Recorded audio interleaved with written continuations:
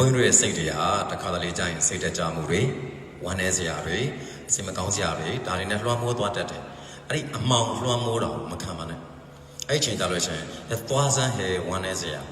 သွားစမ်းဟဲစိတ်ပြက်စရာစိတ်ပြက်တယ်ဆိုတဲ့ခံစားချက်ထွက်သွားစမ်းဟဲဒီလိုမျိုးလှုပ်ပလိုက်တယ်လို့ခေါင်းကိုခါချလိုက်တယ်လို့မျိုးခါချနိုင်ရမယ်ဘုန်းကြီးကအဲ့ဒီတိုင်းနေနေတာမလို့ပြောတာဘုန်းကြီးမှာဒီအလုပ်တွေအများကြီးလုပ်ဆရာရှိတယ်ပေါ့ဒါပရိသတ်တွေလည်းဒီတိုင်းပဲအလုပ်တွေအများကြီးစီစဉ်စရာတွေအများကြီးအဲ့မှာကိုကတစ်ချိန်တည်းမှာနှစ်ခုသုံးခုလောက်ပဲအာယုံစိုက်လို့ရတယ်အများကြီးအာယုံစိုက်လို့မရဘူးဒါဆိုရင်ကိုအာယုံစိုက်နိုင်တဲ့နှစ်ခုသုံးခုကိုအာယုံစိုက်ပြီးကိုပါလုံနိုင်တယ်လဲစဉ်းစားမလုံနိုင်တာကိုလည်းစဉ်းစားလုံနိုင်တာပဲရွေးလုံမလုံနိုင်တာကိုအသာခောက်ထားလိုက်အဲ့တော့နိုင်တဲ့ဝင်တွေကိုပဲထမ်းသွားတဲ့ပုံစံမျိုးနဲ့ပေါ့အဲ့တော့တခုခုကြောင့်ကိုစိတ်အနှောက်အယှက်ဖြစ်ရမယ်ဆိုလို့ရှိရင်လည်းဘလို့အကြောင်းမျိုးပဲဖြစ်ဖြစ်ပေါ့အကြာကြီးမခံစားနဲ့အကြာကြီးမဖြစ်စေနဲ့အကြာကြီးဖြစ်စေတယ်လို့ရှိရင်ကိုဘဝဒီအမောင်တဲကိုအလိုလိုရောက်သွားလိမ့်မယ်ကိုဒီထွက်ပေါက်တော့ရှာလို့မရဖြစ်သွားတတ်တယ်အကြာကြီးမကောင်းသောခံစားချက်ဟာနည်းနည်းလေးမှကိုထားလို့မကောင်းတာဘုန်းကြီးအဲ့တိုင်းမြင်တဲ့အတွက်ကြောင့်စိတ်မကောင်းဖြစ်နေတယ်ဆိုဘုန်းကြီးလည်းစိတ်မကောင်းဖြစ်တတ်တယ်ပေါ့ဖြစ်တတ်တယ်စိတ်တက်ကြတာဖြစ်တတ်တယ်ဒါပေမဲ့သွားစမ်းဟဲဆိုဒီလိုမျိုးခါထုတ်ပလိုက်တာစိတ်မကောင်းနေလို့ဘာအကျိုးရှိမှာလဲဝမ်းနည်းနေလို့ဘာအကျိုးရှိမှာလဲဆိုတဲ့ပုံစံမျိုးအသားကျနေပြီအဲ့လိုလုပ်ခဲ့တာအဲ့တော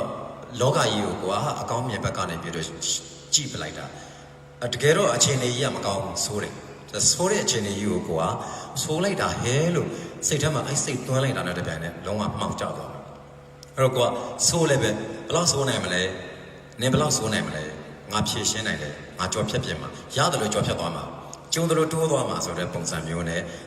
ကိုယ့်ရဲ့စိတ်လှုံ့ဆော်မှုအမြဲပေးတာလာသမျှအရာကိုကျုံတယ်လို့ကြော်ဖြတ်ပလိုက်မယ်အဲ့တော့ပုံသင်ကြီးမရှိတဲ့လောကကြီးထဲမှာကျုံတယ်လို့ကြော်ဖြတ်မှာပဲစိတ်ဆင်းရဲမနေဘူးပြဿနာကိုရင်ဆိုင်ဖြေရှင်းနေတော့ဒါမှတက်တက်ကြွကြွပြပြရှင်းရှင်းဒီပုံစံမျိုးနဲ့ပဲဖြေရှင်းမှာထားပြီးတော့လာရမိုင်မှန်ပြီးတော့အိုးချောင်းခိုဒီချောင်းခိုလက်မိုင်ချနေတဲ့ပုံစံမျိုးနဲ့ဘုန်းကြီးတို့မဖြေရှင်းတော့ငငယ်တော့အဲ့လိုဖြေရှင်းခဲ့တယ်အခုအဲ့လိုမဖြေရှင်းတော့တက်တက်ကြွကြွတတိရှိရှိဒီပုံစံနဲ့ဖြေရှင်းတော့ဘာလဲဘယ်လိုပြဿနာလဲဘယ်လိုစိတ်အနှောက်အယှက်တွေပေးဦးမှာလဲသွားထွက်သွားဒီလိုမျိုးပါနော်စိတ်အနှောက်အယှက်တွေပေးနေတာလူဆိုလဲစိတ်အနှောက်အယှက်တွေပေးနေပြီလားသွားစိတ်အနှောက်အယှက်တွေပေးနေမယ်ဆိုရင်သွားငါရဲ့ငြိမ်းချမ်းမှုကိုဖျက်ဆီးလာပြီဆိုရင်သွားငါရဲ့အေးချမ်းမှုကိုဖျက်ဆီးလာပြီဆိုရင်သွားအဲ့တော့အကုန်လုံးကိုခါချပြလို့ရတယ်ကိုကဘာနေနဲ့ပြန်လို့မလဲအကောင်းမြင်ရှုမြင်သောအဖြစ်ခါချလို့ရတယ်လို့တရားရှုထောင့်ကနေကြည့်ပြီးတော့လေခါချလို့ရတယ်ဒါကိုရွေးချယ်နိုင်တဲ့နည်းပေါ်မှာမူတည်တာပေါ့ရွေးချယ်တတ်ပါစေလို့တော့ဘုန်းကြီးဒါဆုတောင်းပေးပါတယ်အဲ့တော့အဓိကလူရင်းကတော့အဲ့ဒီအစိုးသဘောတွေကိုရင်ထဲမှာအကြာကြီးမွေးမထားဖို့အရေးကြီးဆုံးပဲဘယ်တော့မှမွေးမထားနဲ့စိတ်ဆင်းရဲတယ်ဆိုစိတ်ဆင်းရဲလိုက်တာမလုပ်လိုက်ပါနဲ့အဲ့လိုလုပ်လိုက်ရင်ဒုက္ခရောက်တော့မယ်အဲ့တော့ကိုကဟဲစိတ်ဆင်းရဲစရာသွားစားဖြစ်ဆိုတဲ့ပုံစံလုပ်ပလိုက်အောင်အရန်တက်ကြွသွားလိုက်မယ်တတ်တရှိတော့ကြုံတယ်လို့ဖြစ်ရှင်းမယ်အနာမှာအနည်းဆုံးပျော်လို့ရတဲ့ကိစ္စတစ်ခုခုမြန်ပျော်လေးနေပလိုက်တယ်တငယ်ချင်းကိုချစ်တဲ့သူကိုချစ်တဲ့အမှန်တော့ချစ်စရာလူတွေကြီးပါပဲကိုကအစိုးဘက်ကနေကြည်နေလို့ဒါချစ်လို့မရတာချစ်စရာလူတွေဖြစ်အောင်ချစ်စရာစကားလုံးတွေရွေးပြောလို့ရှိရင်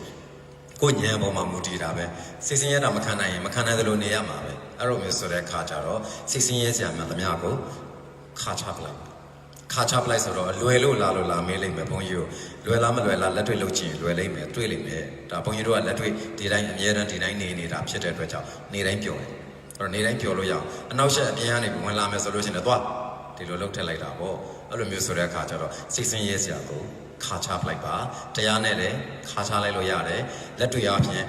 သွားစမ်းဟဲဝမ်းနေစရာသွားစမ်းဟဲစိတ်အနှောက်အယှက်ဖြစ်စရာဒီလိုမျိုးလုပ်ပလိုက်ရတယ်အဲ့ချိန်မှာတက်ကြွလာလိမ့်မယ်အမြင်သစ်နဲ့ရင်ဆိုင်လာလိမ့်မယ်အဲ့ဒါအကောင်းဆုံးနည်းပါပဲပရိသတ်တွေအဲ့ဒါတဖြည်းဖြည်းနဲ့စိတ်သက်တွေတက်ကြွလာပါလိမ့်မယ်အားလုံးသောကဘာသူကဘာသားအပေါင်းအမောင်အားတွေကိုတက်ကြွမှုတွေနဲ့တွန်းလှန်နိုင်ပါစေအကောင်းဘက်ကကြည့်အပျော်ဘက်ကကြည့်ပြီးတော့ပျော်ရွှင်တဲ့နည်းနဲ့ဖြည့်ရှင်းပလိုက်နိုင်ပါစေလို့ဆုတောင်းပေးပါတယ်အားလုံးအေးချမ်းကြပါစေ